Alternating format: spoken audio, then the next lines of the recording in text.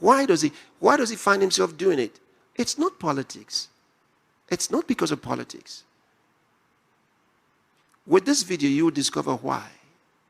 There's something, if you have a certain kind of heritage, there's a drive within you. Watch this video and listen to the story that the man tells in this video. Watch. There was a great revival in the Hebrides in the early 1900s. Began to moved up to the pleading for it into the 40s. Maybe we could say it topped out in the early 50s. Two old women, one was 84 years old and one was 82 years old. One was blind and one was humped over so badly with spinal stenosis just arched over.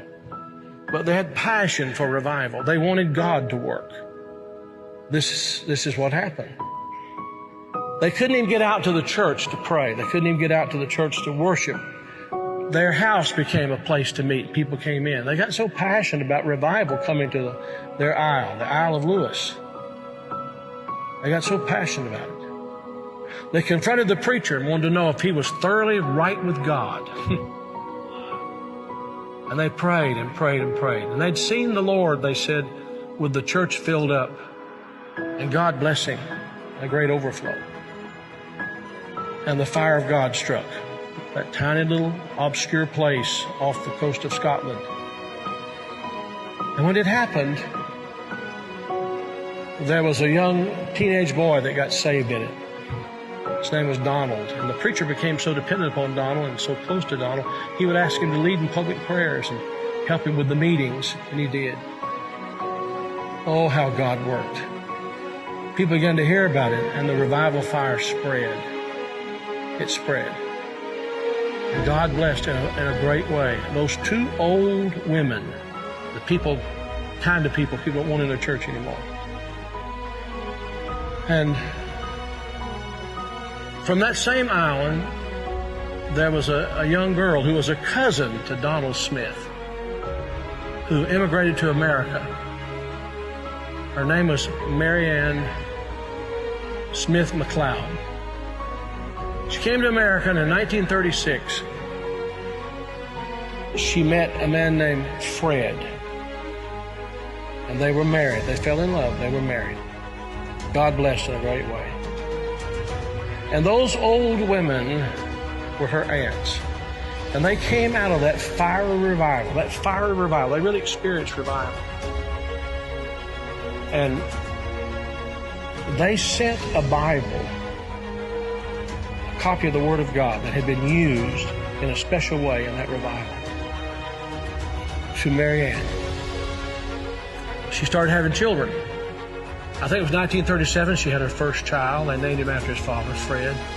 Then she had her second child, named after herself, Mary Ann. Then she had her third child, Elizabeth. Then she had her fourth child. And she was so impacted by this teenage boy God had used in that revival of the Hebrides. She named him Donald. And she gave him that Bible, the Hebrides Revival Bible.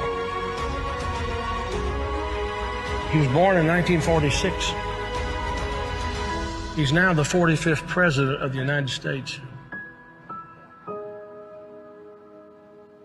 And that Revival Bible is in the Oval Office. I'm saying to you, I don't know how, why, I don't know how it all comes together. But I believe God is putting some things together to give us just a window. If he could find some open people who know what the window's for. Can this be the time the window's open? Providentially, God has prepared the moment. and we will become the people of prayer, pleading with God. This is a plea.